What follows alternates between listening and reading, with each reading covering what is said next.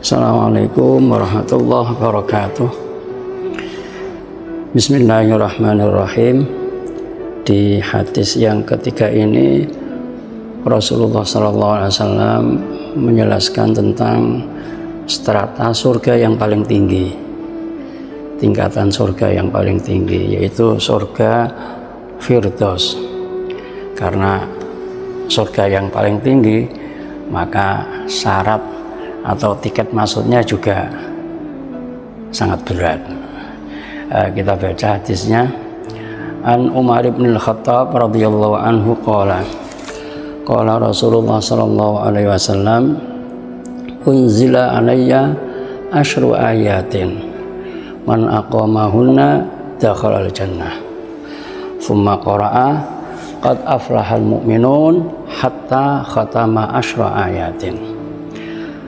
Dari sahabat Umar bin Khattab radhiyallahu an, Rasulullah sallallahu alaihi wasallam bersabda, unzila alayya, diturunkan kepadaku, asyru ayatin, 10 ayat, man aqamaha, barang siapa yang menunaikannya, dakhalal jannah, maka dia akan masuk surga.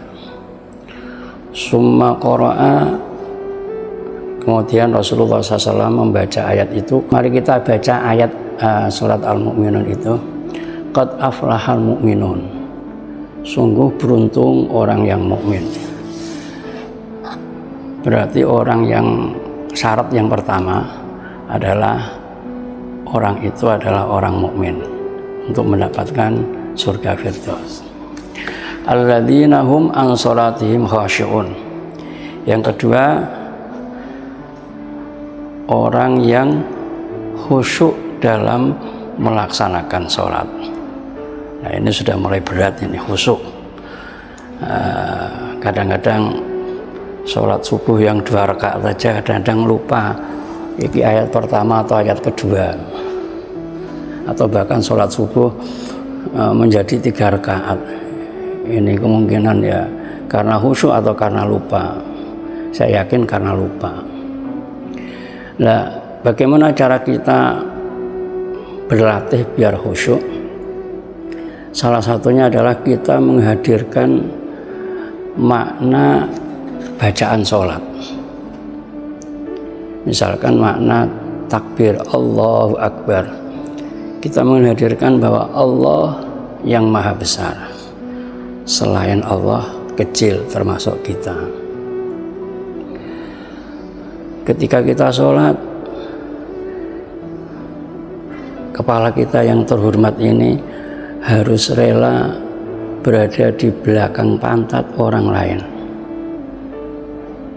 Waktu jamaah kita di shaf yang kedua atau shaf belakangnya, maka kepala kita harus rela untuk di belakangi orang lain.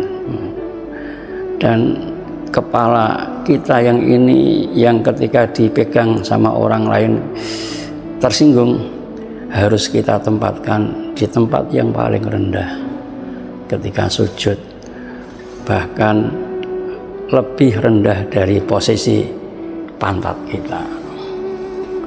Kalau sujud pantatnya kalau sejajar dengan kepala, maka sujudnya nggak sah.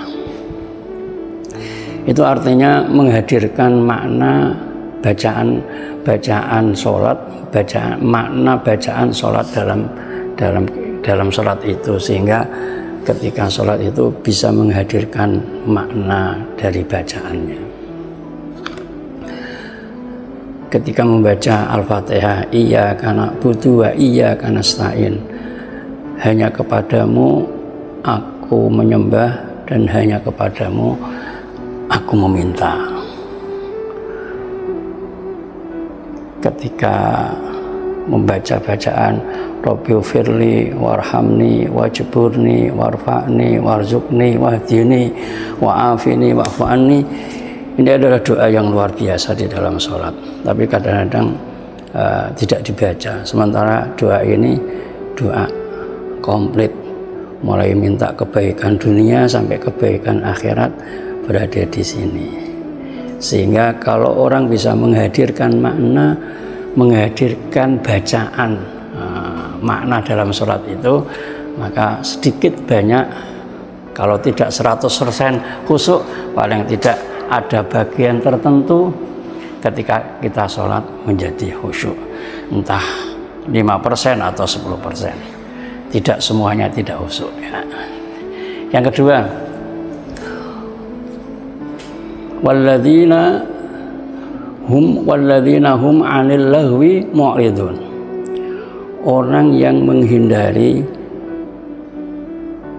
dari sesuatu perkataan maupun perbuatan yang tidak ada gunanya.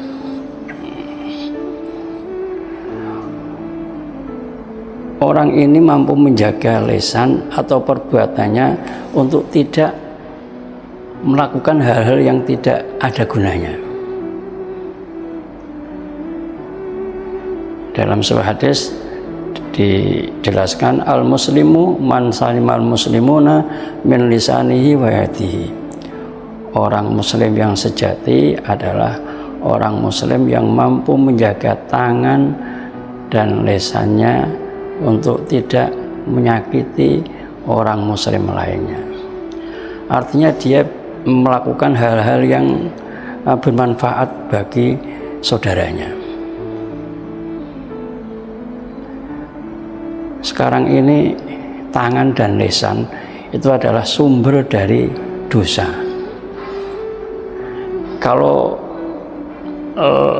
sekarang ini malah tangan lebih banyak memproduksi dosa, semakin banyak.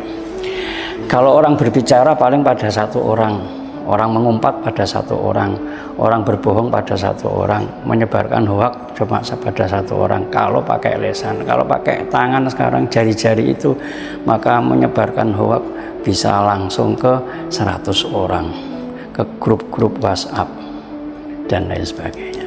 Itu sesuatu hal yang tidak berguna. Yang selanjutnya ayat yang ke-4, walladzina hum lizzakati fa'ilun. Orang yang menunaikan zakat, orang yang sudah hartanya sudah 1 nisab, maka wajib untuk mengeluarkan zakat. Sehingga kalau misalkan zakat emas harus sudah ada 85 gram emas, maka dia keluarkan 2,5 dari 2,5% dari yang dimilikinya, dan harta-harta yang lainnya.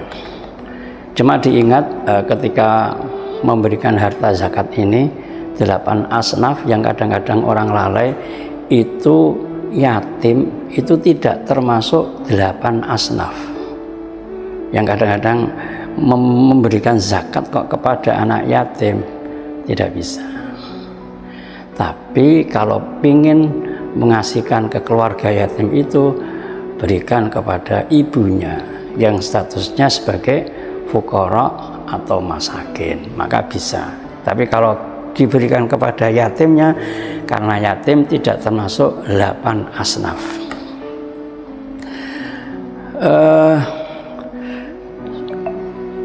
Surat Al-Mu'minun ayat 1-11 ini sebenarnya ayat Makkiyah,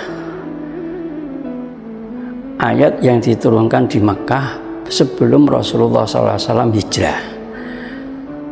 Sementara perintah zakat itu baru diperintahkan pada tahun 2 Hijrah, sehingga ayat ini bisa dimaknai bukan hanya sekedar zakat, tapi juga sedekah atau infak atau sedekah.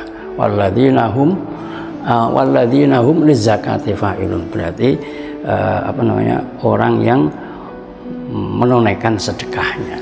Kalau dimaknai secara turunnya ayat, bahwa ayat ini turun sebelum Rasulullah hijrah. Untuk selanjutnya kita bahas insya Allah nanti episode berikutnya. Semoga bermanfaat. Assalamualaikum warahmatullahi wabarakatuh.